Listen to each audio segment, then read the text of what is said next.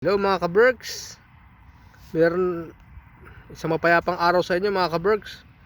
Meron ako nakitang halaman dito sa disyerto. Nasa gitna kasi tayo sa disyerto. At may nakita akong kakaiba. Meron kakaibang halaman dito na parang ano siya, yung nakikita natin ng bata pa tayo. Meron parang munggo sa loob, parang may mata. Ito siya mga ka-Berks, oh. Pero meron siyang kakaibang bulaklak, para siyang kulay violet na bulaklak. Ayan, oh. Mga ka-Berks. Tapos merong mga langgam na kulay itim. Tulad dito mga ka-Berks, oh.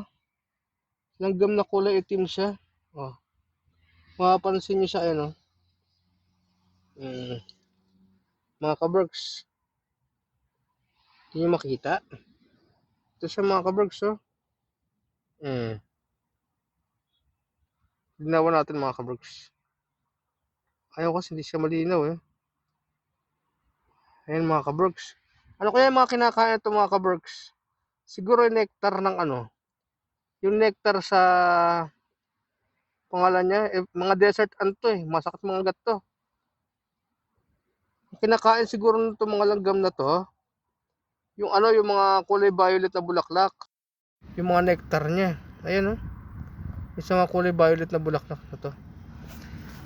Dito tayo mga ka-Berks sa Ismasco.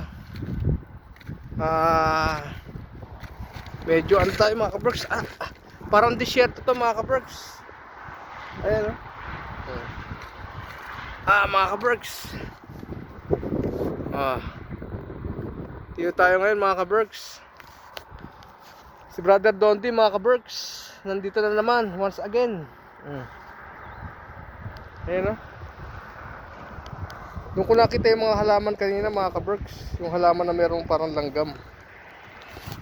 Doon muna tayo dumako. Tatakit ako doon sa may kabilang bundok na yan mga ka-Berks.